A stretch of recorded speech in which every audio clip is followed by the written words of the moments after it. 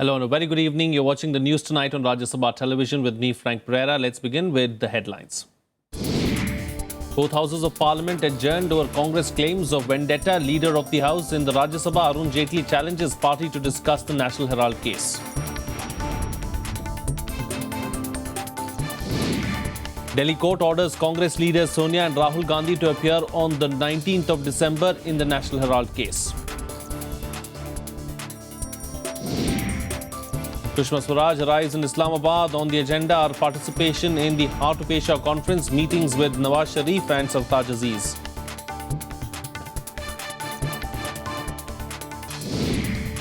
Flood-affected Tamil Nadu limps back to life. Parts of city experience intermittent rains as centre and state focus on threat of epidemic and rehabilitation.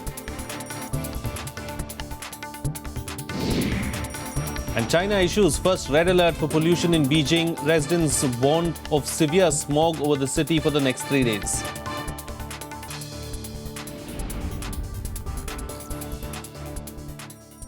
Well, External Affairs Minister Sushma Swaraj reached Islamabad for a 2-day visit. She is expected to hold talks with her Pakistani counterpart Swaraj Aziz and call on Prime Minister Nawaz Sharif. Sushma did not share what she'll be discussing with both Pakistani leaders, but said relations between the two countries should be better.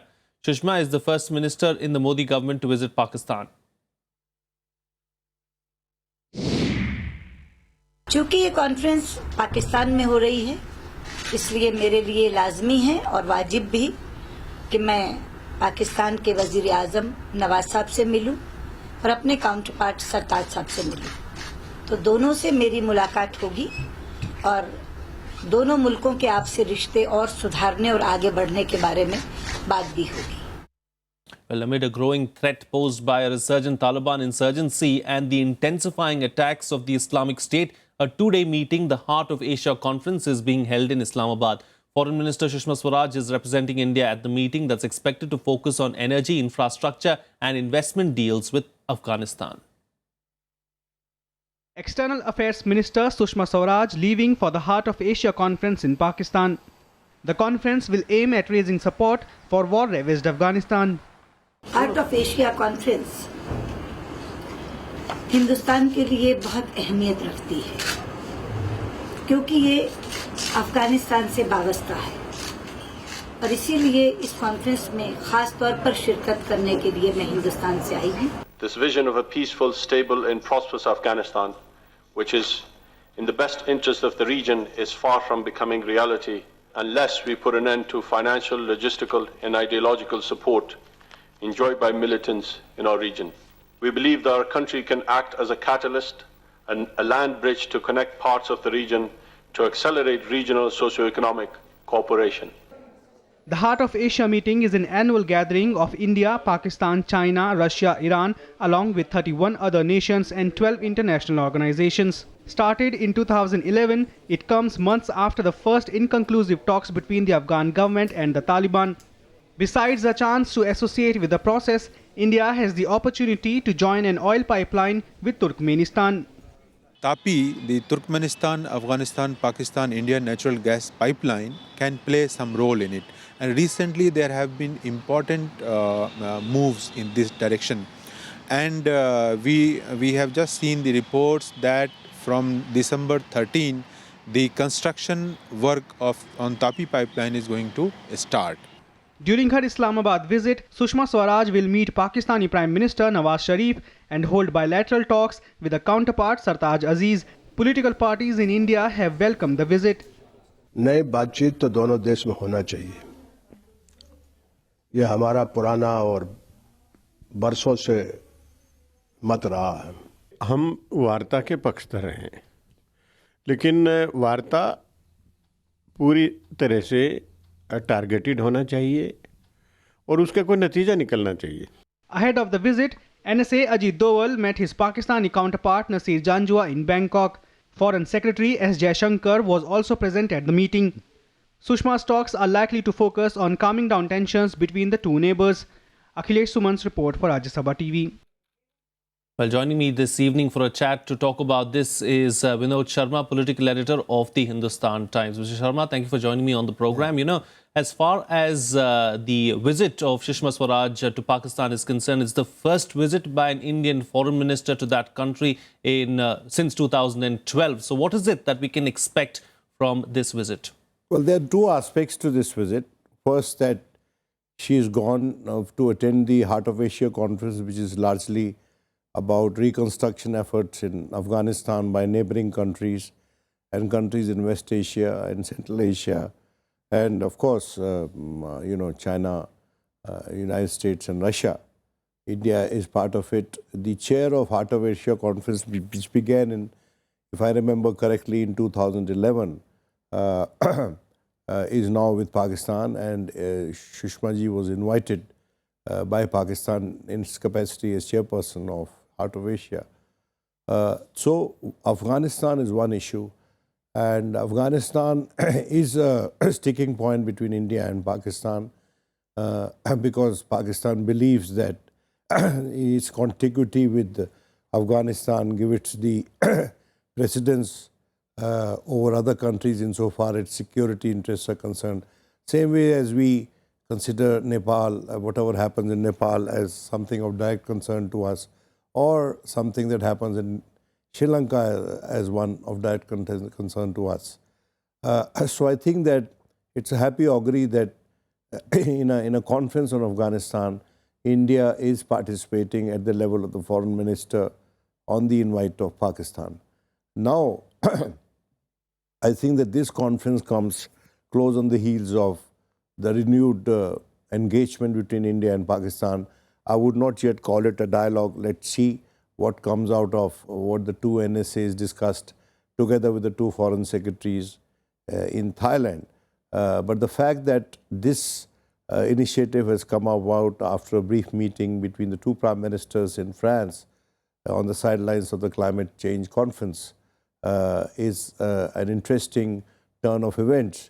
I'm sure, I mean, this came about, the meeting came about after back-channel diplomacy between the two sides. I've always held that India and Pakistan should not be talking in the glare of cameras. They should be an attempt at quiet diplomacy, which gives the two sides adequate elbow room and adequate tranquility and calm and peace and equanimity of mind to take up complex issues as they exist between our two sides. So I think that Sushma ji's visit there, Afghanistan would be an important subject, and second, that the bilateral issues that are there between India and Pakistan, now that she'd be meeting the Prime Minister of Pakistan and also her counterpart, Mr. Sartaj Aziz, I hope that there'd be a movement forward.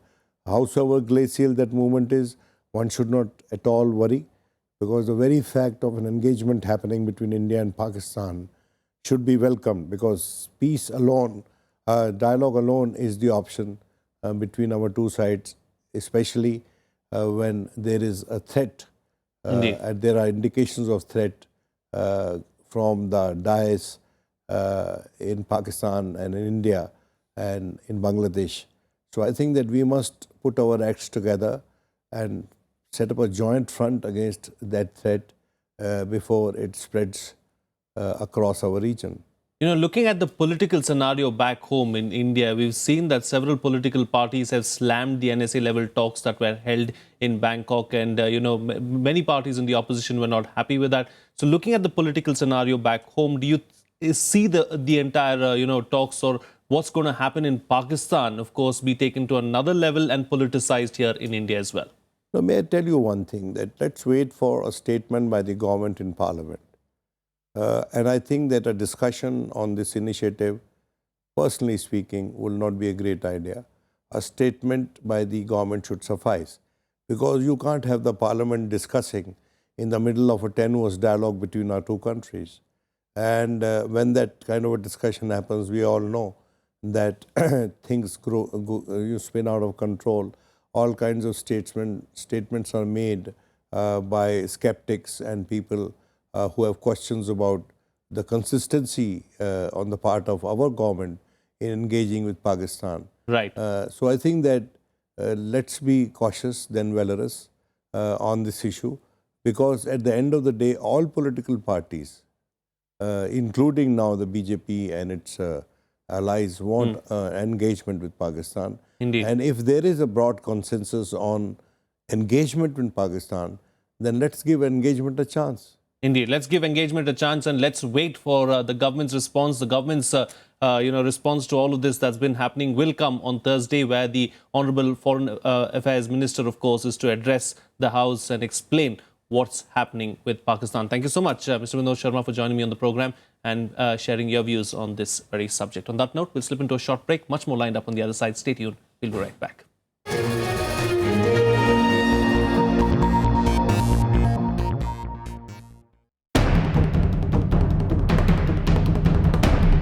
Chennai in crisis.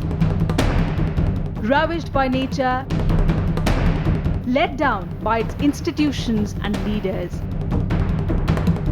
Is it time to revisit the role of our civic bodies? Watch the big picture at 9:30 p.m. only on Rajya Sabha TV.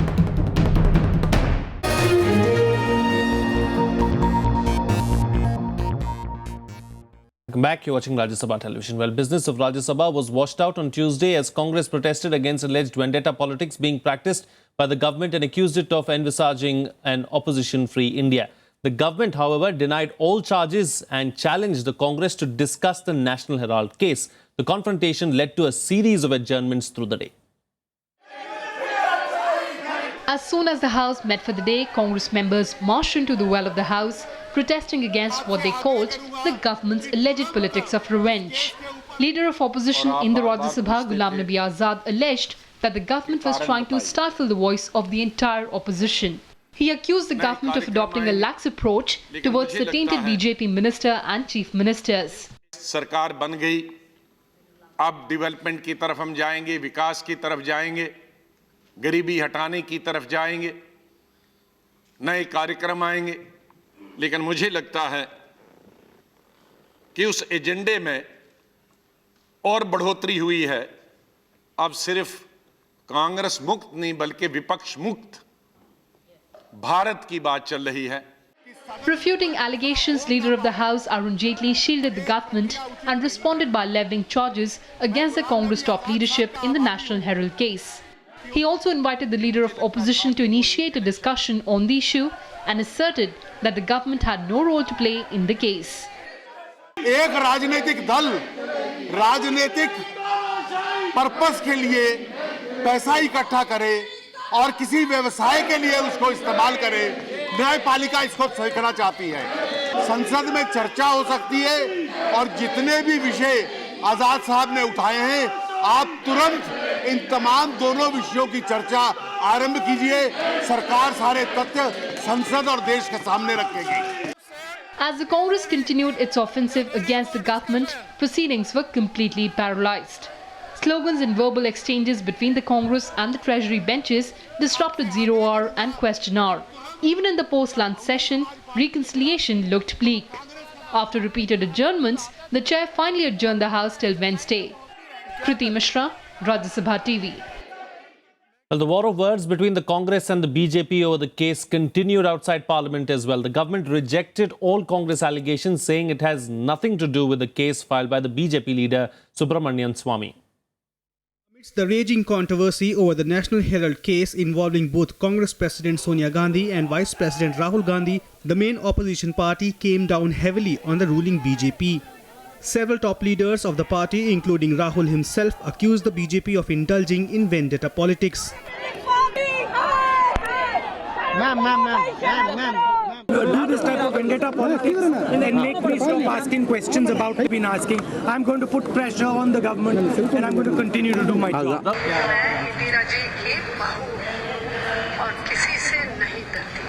Who is Subramaniam Swamy? He is the power of attorney holder of the BJP to persecute and prosecute the Congress party. The member of their central committee, and he's been given the specific task of targeting the Congress party. And this is the methodology used by the BJP. So he is his master's voice. Congress leadership and Congress party has been attacked for its beliefs, for its ideology by political opponents with similar vicious and malicious political propaganda and false cases. Every time, as Sibyl Saab has said, truth has prevailed. We believe truth will prevail again. BJP, however, refuted the allegations, with senior ministers clarifying that the government has nothing to do with the National Herald case filed by its leader Subramaniam Swamy. The government has no role at all. These cases, to my knowledge, were started before the government came, our government came. So at that time also we have taken initiative or what? Secondly, this is a action followed by a petition filed by a person. And the court has taken cognizance of the same, and then they have issued notice, and they should contest it in the court. How can you hold the government responsible? हमारा राज आने के पहले ही तब से सुब्रमण्यम स्वामी PIL के रूप में इसके केस को लड़ रहे हैं, और ये उनका व्यक्तिगत अधिकार है। जब वो बीजेपी में नहीं थे तब उन्होंने तब से ये किया हुआ है, और ये पूरा कोर्ट का मामला है। आप मुझे बताइए कि कोर्ट के निर्णय को कोई सत्तारूढ़ पार्टी प्रभावित कर सकती है, ऐसी तो स्थिति नहीं है। जब कोर्ट के निर्णय का बिल हमारे नाम से फाड़ना उचित नहीं होगा।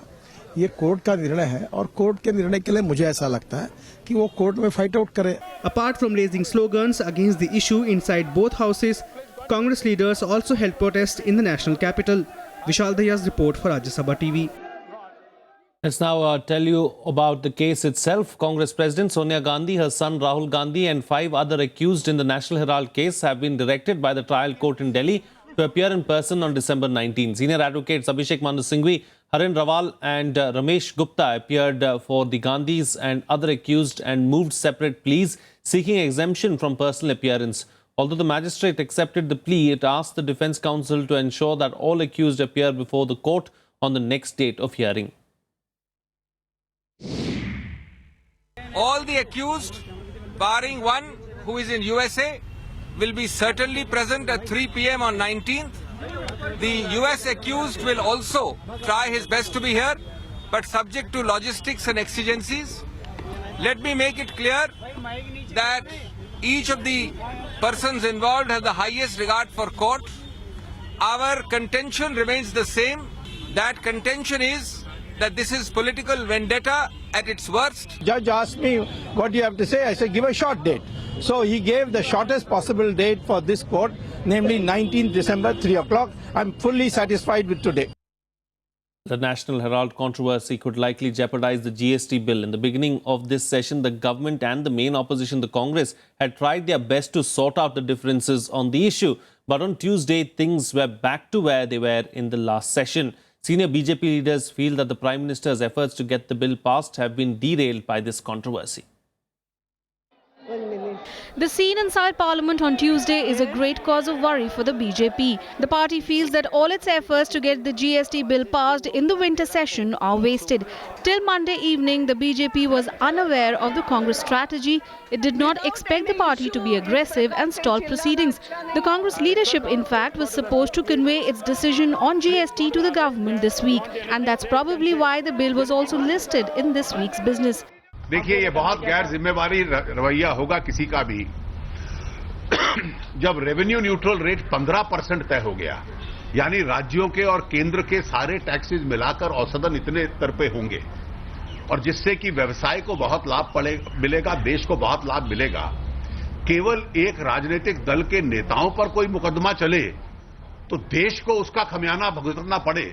अगर कोई राजनीतिक दल ये रवैया ले जाता है तो ये इस देश का दुर्भाग्य होगा। Government has tried hard to break the logjam in Parliament, but to no effect.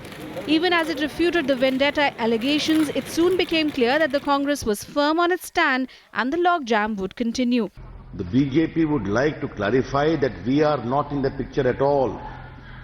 It is entirely a court process. Allegations के बारे में trial होगा. कांग्रेस पार्टी कंप्लेनेंट की बात कर रही है, लेकिन एलिगेशन क्या है इस पर कुछ नहीं बोल रही। GST is the biggest challenge for the government in the current session, and that is why the Prime Minister met Sonia Gandhi and Manmohan Singh before the start of the winter session. Shyam Sundar's report for Rajya Sabha TV. Well, it's time for another breather on the program, but news and updates will continue on the other side. Stay tuned, we'll be right back.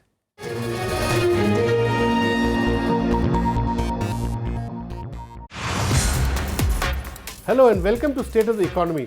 Today we have with us a very special guest, Deputy Governor of Reserve Bank of India, Mr. S.S. Mundra.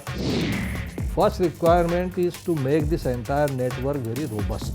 Banking correspondent network. Banking correspondent. If, other than any kind of forced regulation, competition is the best method to bring the efficiency. I would feel worried about two things. One is about the over-indebtedness. Second is the mis-selling to these people. Watch Deputy Governor of Reserve Bank of India, S.S. Mundra, only on Rajya Sabha television.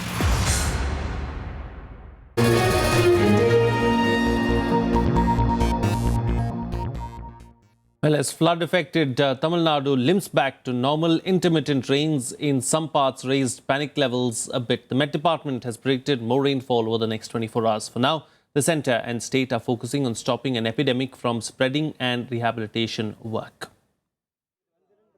Flood-ravaged Chennai and its suburbs are bracing to meet the mounting challenge of preventing a disease outbreak, following the emergence of heaps of garbage and muck on the streets as the floodwaters recede. Authorities are now focusing on providing relief and preventing an epidemic from breaking out. Drainage water is mixing to the rainwater, so that smell is coming. That's the problem we are facing now. The electricity, 2 days there is electricity. Before 3 days we are suffering from this rain. It is soaking. The building is absorbing so much amount of water. Even now people are very afraid to stay inside. They want to move outside. With a collective effort from the state, centre, NGOs, corporates and individuals, parts of the state are slowly limping back to normal. Steps to ensure uninterrupted supply of essential commodities, which had remained erratic last week, have been taken.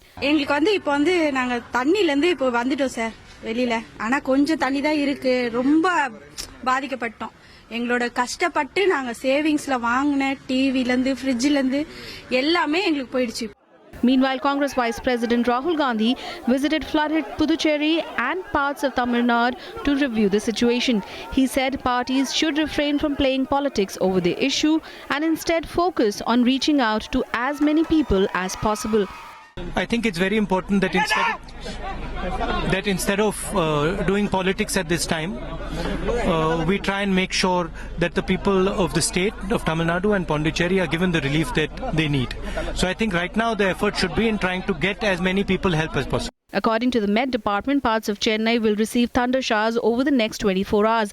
As a precautionary measure, schools and colleges will remain closed in Chennai, Kanchipuram and Tiruvallur. Bureau Report, Rajya Sabha TV. Let's bring you a roundup of the other news from across the country and nationwide. West Bengal Chief Minister Mamata Banerjee today met Prime Minister Narendra Modi in Delhi. She pointed out the difference between the amount of flood relief between Bengal and Tamil Nadu. Mamata is also expected to meet other political leaders, including Sonia Gandhi, during her 3-day trip to Delhi. 2 militants were killed in an encounter with security forces on the Srinagar-Jammu National Highway in Pampore. The gun battle started after a pickup van opened fire at security personnel at a checkpost. The Shiv Sena mouthpiece Samna targeted Samajwadi Party leader Azam Khan, calling him more dangerous than underworld don Dawood Ibrahim. The Samna was reacting to Khan's comments on the Mumbai blasts and the Babri Masjid. Minister of State for Home Affairs Kiran Rijiju today said that the government has taken steps to check the spread of ISIS in India. He said intelligence and security agencies are keeping an eye on possible recruits. He also said a counter-radicalization strategy has been launched. Karnataka Lokayukta Y. Bhaskar Rao resigned over an alleged extortion racket involving his son. Rao was on leave ever since his son Ashwin Rao was arrested in July. A petition seeking removal of Rao as Lokayukta with signatures of 46 members of the BJP and 37 of the JDS was also submitted to the state legislature last year.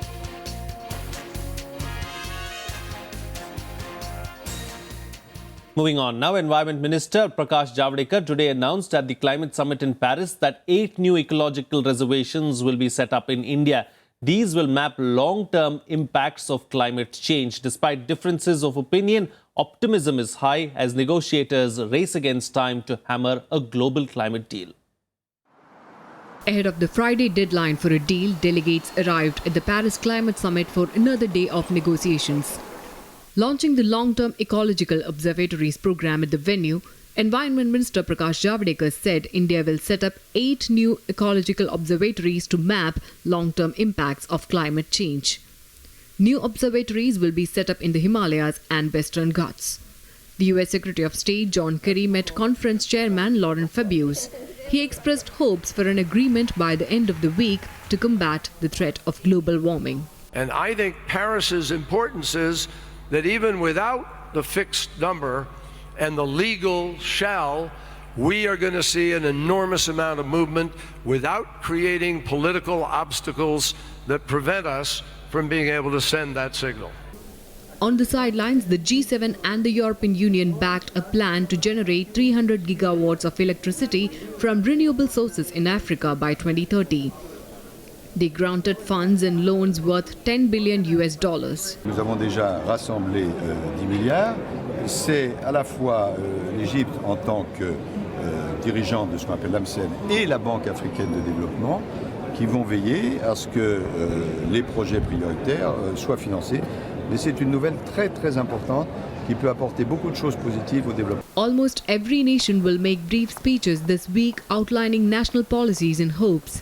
However, critics say talks are expected to run into overtime like previous summits. Bureau Report, Rajya Sabha Television. Well, as Delhi debates the implementation of drastic measures to curb rising pollution levels, India's neighbour China has started acting. The Chinese government has issued its first red alert for pollution in Beijing and warned of severe smog over the next 3 days. Here's more. A red alert, the first of its kind for the unprecedented level of smog in Beijing. Much of the city remained closed on Tuesday. Children were advised to stay at home. Outdoor construction has been stopped. Even businesses have been forced to close down temporarily. The much debated odd-even measure for cars has also been implemented. 这个是政府对老百姓的关心，是对老百姓的爱护。我认为这个举措是非常好的，让大家提前有了预防，有了心理准备。 Beijing's 22 million residents have been asked to do what they can to keep from choking on the thick polluted air. The air pollution monitor in Beijing reported that the intensity of the poisonous tiny particles of PM 2.5 climbed above 300 micrograms per cubic meter in some parts of the city on Tuesday, which is 10 times above the permissible limit. 因为我们有了孩子，孩子是非常希望出去玩的。像我们家孩子现在2岁，2岁的孩子他已经学会了对着窗户外面看见窗户外面的空气，然后说空气不好了，不能出去玩了。 The alert comes as China, the world's largest polluter, is part of worldwide negotiations on climate in Paris. China's air quality is a key factor in its push for a new global deal on climate change. China had been unwilling to commit to hard targets on reducing carbon emissions, but now realizes that the dependence on fossil fuels has to stop. As developing countries, we share a common commitment to address the climate challenge in a manner that ensures that we achieve our goal of limiting temperature rise to safe levels, while at the same time allowing flexibility to developing countries to pursue their sustainable development priorities. China is the world's largest greenhouse gas emitter and aims to halve its emissions peak by 2030. Most of the country's carbon emissions come from burning coal to heat homes and to fuel power plants, a practice that spikes during cold winter months. Bureau Report, Rajya Sabha TV. Let's now bring you some sports news in Sports Beat. Paralympic athlete Oscar Pistorius has been granted bail by a South African court after he was convicted of murder for killing his girlfriend Riva Steenkamp in 2013. Last week, the court upgraded his sentence to murder from culpable homicide, for which he now faces a minimum 15-year jail term. Pistorius is currently under house arrest. The BCCI has announced 2 new teams for the IPL, Pune and Rajkot. The 2 teams will play in the 2016 and 2017 editions of the T20 League, replacing the suspended Chennai Super Kings and Rajasthan Royals for the 2-year period.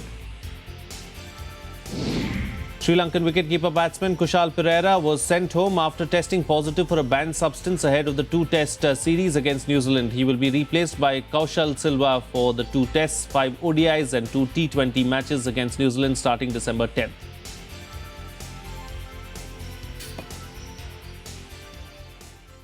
Well, that's it on this edition of the News Tonight. Good night.